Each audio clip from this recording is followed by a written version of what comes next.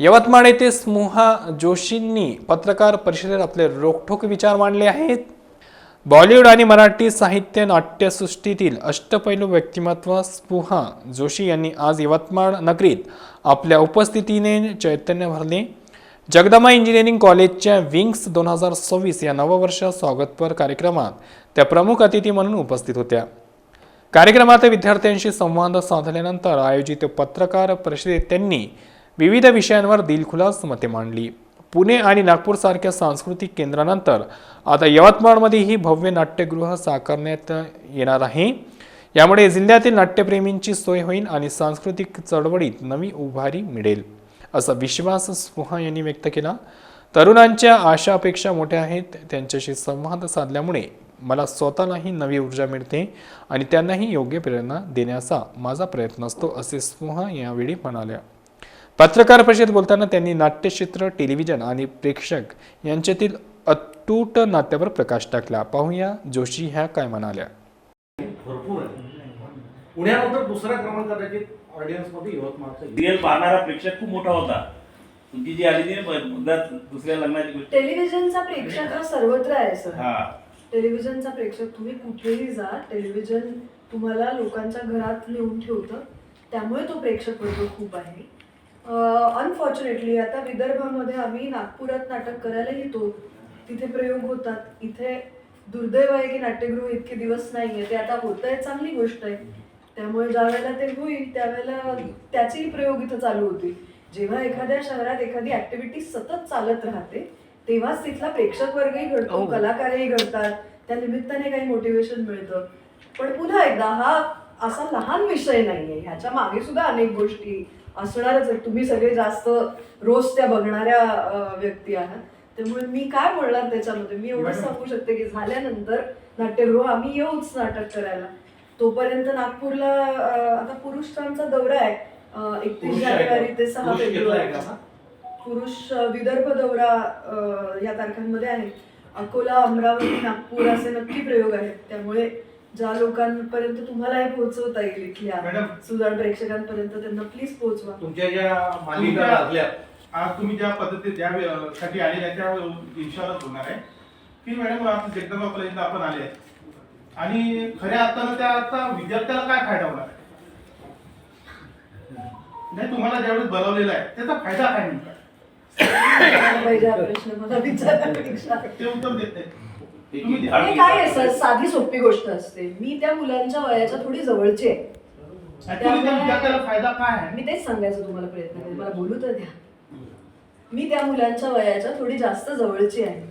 आपल्या वयाच्या जवळच्या माणसानं काही आपल्याला 4 गोष्टी सांगितल्या तर ते वय असं असतं, ज्या वयातली ती सगळी मंडळी आहे ते वय असं असतं की त्यांच्या आई बाबांनी सांगितले त्यांना पटत नाही, त्यांच्या घरच्यांनी सांगितलेलंही त्यांना पटत नाही. हा म्हणजे मुलांच्या स्वभावाचा भाग आहे.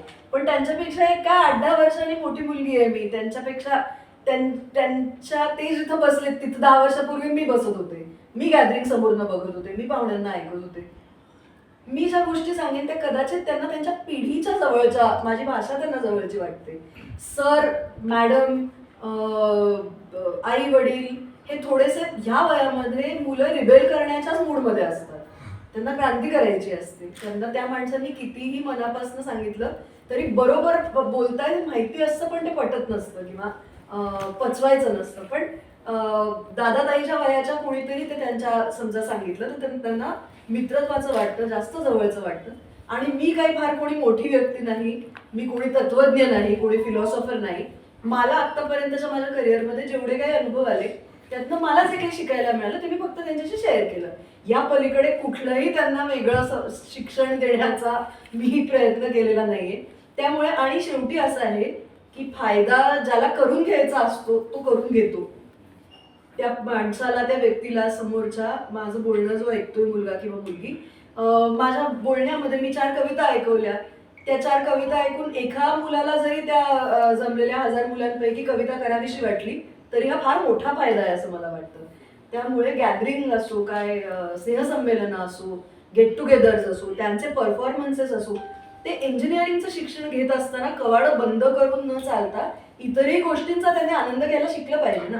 ते याच वयात ते शिकणार आहेत. इतर गोष्टींची त्यांची ओळख झाली पाहिजे, ती याच वयात होणार आहे. आणि म्हणून असे कार्यक्रम महत्वाचे असतात. आणि होपफुली माझ्या येण्याचा एवढाच फायदा त्यांना होईल. कार्यक्रमासाठी वेळ नाही मिळाला तुम्हाला बोलताना.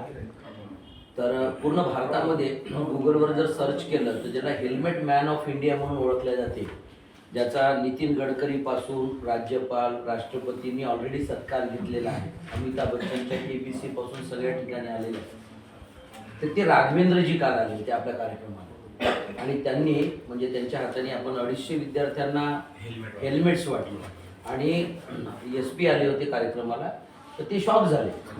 ते शॉक याच्यासाठी झाले कि मेरे दिमाग में था ही नहीं, बोले कि इतना बड़ा प्रोग्राम तुमने ये इसके लिए लिया करके. तर जगदंबाला जी गोष्ट करायची आहे ते क्वालिटीनं करते म्हणजे करते मॅडम. नाही आणि काय आहे, या निमित्ताने ती मुलं बाकीच्या पण इतर अनेक गोष्टी शिकतात. म्हणजे एक अख्खा कार्यक्रम स्क्रॅच पासून डिझाईन करणं, त्याचं एक्झिक्युशन करणं, त्यासाठीची तयारी करणं, निवेदन करणं अख्ख्या कार्यक्रमाचं, ती स्टेज फिअर जी मनात तयार होत असते ती घालवणं, आपल्या मित्रमंडळींसमोर परफॉर्म करणं, माहीत असताना की उद्या कॉलेजमध्ये भेटल्यावर आपल्याला 4 मुलं चिडवू शकतात ह्याच्यावरनं, हे सगळं करणं महत्वाच्या गोष्टी. मला सगळं आवडतं सर करायला.